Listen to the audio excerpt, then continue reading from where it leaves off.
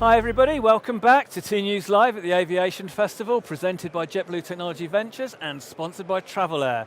My name is Martin Cowan, I'm editorial director for tNews. On the sofa for the next 10 to 12 minutes, I've got Dominic Walters, Hi. who's Vice President of Inmarsat. Now, Inmarsat is a slightly peripheral, left-field travel tech business for tNews to talk about, but they are vitally important. Basically, they put the satellites in the sky that connect your GPS, connect your in-flight, collect your in-flight Wi-Fi too. So Dominic, having grossly oversimplified what is a very complicated business, maybe just give us a bit more detail about what Inmarsat actually does. Well, I mean, I'll do it very quick. Yeah. On Inmarsat itself, it was set up probably 40 years ago plus by the International Maritime Organization. So we've been around for quite a long time looking at how we can provide communications to, in those days, ships in the middle of the oceans and giving them a ship-to-shore solution when you're right in the middle of anywhere. So a satellite is the obvious solution for that. We've evolved over that time. I actually represent Inmarsat Aviation.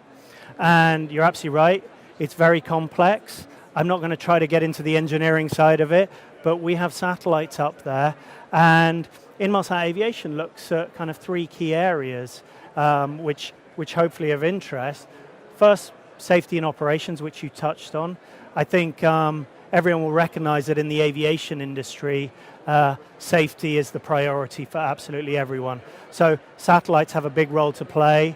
We're in many of the cockpits of planes that fly around the world today, helping pilots and helping air traffic management systems to coordinate that side of things. The other side of it is in the cabin, and we've got a global constellation of satellites that have been developed specifically to provide Wi-Fi to passengers. And that's obviously the next big area which we're trying to break down. You know, you and I can't go anywhere without being connected, but actually still there are some planes up there which you get into and you're not online. Certainly the millennial generation starts sweating and getting a little bit nervous about that. Some people may be less nervous, but that's obviously the next area, and we're actually in planes and we provide that solution. Okay, I mean, you did some research into the connected cabin. I mean, what were the top line findings from that? Are travelers generally interested in in-flight Wi-Fi? Yes, every year we run one of the biggest surveys out there, and the response is probably not a huge surprise, but everyone wants Wi-Fi. And I think the reason is we are just in a connected world, and you get on a train nowadays in most countries, you get home, everyone can do everything, and they're doing it on Wi-Fi. You're no longer plugging things in. So the plane is the next area where you'll break that down. So yes, people want it. Surprisingly though, 53% of our survey audience said they were prepared to give up their alcohol in exchange for Wi-Fi connectivity. I hasten to add that's probably not our UK group, but clearly, the rest of the world were prepared to give up. 2 years ago when we ran the survey, that number was also for meals. People were prepared to give up their in-flight meal in exchange for connectivity. So it is a pressing area. Okay, so what are the headwinds, if that's not too punny, in terms of the getting airlines connected? Is it just simply a sort of commercial reason why airline X doesn't have Wi-Fi in the cabin, or is it more of a sort of technical thing? I'm just wondering why, when the evidence is so overwhelming that people want to be connected in the cabin, why airlines are some airlines are still not providing that service. I think the digital transformation revolution is happening right now. I mean, we're in the middle of it for aviation. So whilst in the home and all the other environments we're used to it, and we might look back at it and say it happened years ago, aviation is going through digital transformation right now. Planes have had it. North America is probably one of the advanced areas to have in-flight connectivity. The rest of the world is, if you like, no pun intended, coming online slowly now. Yeah. So I think it is happening. Clearly, planes and aviation, you invest in 10 years. They are big metal beasts, and safety comes first. So when you're screwing on radomes and all kinds of technology, it has to be done carefully. So it is happening. Airlines are signing up to it. But yeah, I think some airlines have been hesitant because they want to see the economic benefits. Okay. We ran a study, or we didn't, the London School of Economics ran a study which we helped and supported, and we call it Sky High Economics, and it was divided into 2 chapters. Chapter 1 looked at the economic revenues for airlines. Okay. And the big takeout for the aviation, for the airline industry, and for airlines themselves is the in-flight connectivity business is worth $30 billion, or will be worth $30 billion by 2035. What do you mean by worth? So there are 2 key things. The value to them from a revenue perspective, okay. It will be $30 billion worth of revenue. Now there are two, if you like, milestones to that. It's divided into 2. The first $15 billion to an airline will come about when they install in-flight connectivity. And that's a relatively easy thing. Once an airline puts in-flight connectivity onto their planes, they can then look at the various economic revenue models for that. Some airlines may choose to offer it for free, but they'll have an overarching sponsor. So I see you have JetBlue here. They actually use Amazon as their overarching sponsor, and then they offer in-flight connectivity for free in the States. Others will charge for it.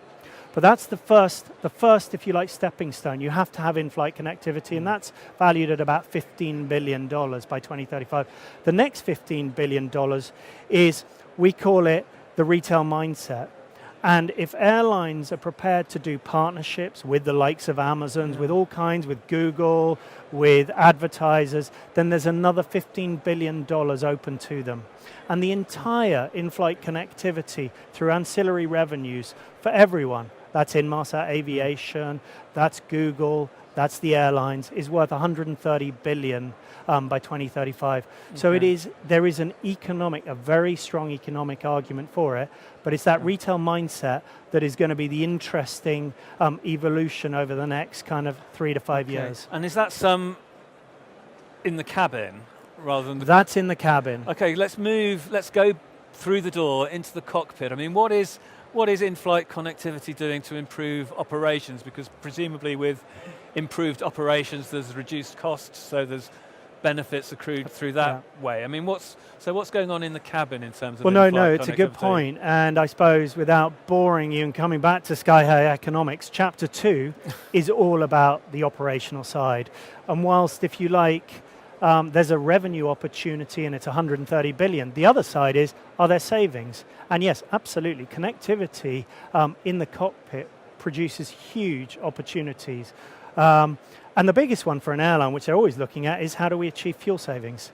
Okay. So by putting connectivity into the cabin, into the cockpit, what we're enabling pilots to do and the efficiency of the systems is greater connectivity with a whole host of things. Clearly air traffic management. Yeah. Clearly weather applications can then be much more dynamic and much more efficient. If a pilot knows that there's a looming weather pattern coming up, they could divert. By diverting at that point, that could actually save them money. One of our customers is already looking at, and I won't give you the exact name, but they're looking at $500 to $1,000 savings just by having their weather app online in their platform in the cockpit. So when you imagine how many flights there are a year, that's a lot of money. Okay. Our savings from connectivity in the cabin, that's looking at a $15 billion saving by 2035. So when you marry all of that together, connectivity is producing quite a large sort of net effect to the baseline for airlines. Okay. The other part is, and you probably know or may not, IATA's predicting a doubling of passengers, and the providers, the manufacturers, are seeing a doubling of aircraft by 2035. Well, that's a lot of planes up in the sky, and we're already looking at how you resolve that issue. Okay. Connectivity is playing a big role. We're working with the European Space Agency on a program called IRIS, which is actually looking at how you actually will have much more efficient management of aircraft up there and help with the landing of aircraft, make it much more efficient. We use the term 4D trajectory, which is enabling you to really pinpoint an aircraft, longitude, latitude, its timing, and its altitude. Those are the 4Ds. And that will enable air traffic management to actually put more aircraft up there. I mean, as I said at the start, I mean, it's really, really clever stuff what Yeah. Inmarsat does, and just sort of rattling through what I assure is just the most obvious use cases. It's quite compelling. Just one sort of quick question. I mean, you're here at the Aviation Festival. I think you're one of the sponsors. I mean, what sort of conversations are you having with potential airline customers, maybe that you weren't having a year or so ago? I mean, how has the conversation changed, if it has? I think if you look at 2 years ago, the conversation was still thinking about the economic benefits and how do we do it and how are these satellites doing it. I think from an Inmarsat aviation perspective, I think the industry recognized that we are probably the only operator with a global solution out there now.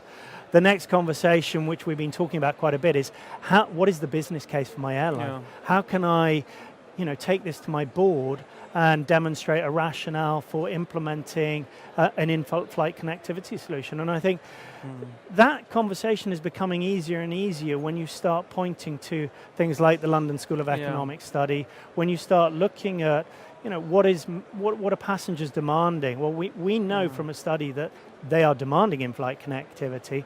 Question now is, can we, Inmarsat Aviation, can our partners, can the airlines deliver on that? And are we prepared to work together to achieve that retail mindset that we talked about? I mean, it's interesting, the complicatedness of what you do is sort of almost reflected in the complicatedness of the commercial models. I mean, there must be many different ways in which the airline and the satellite provider Inmarsat can work together, and then you bring Netflix, Google and Amazon into the frame, and it's fascinating and it's complicated, and I think we're out of time, unfortunately. So Dominic Waters, Vice President of Inmarsat, thanks very much for taking the time to talk to me. This is Martin Cowan, Editorial Director for tNews, signing off, but I'll be back shortly. Thank you.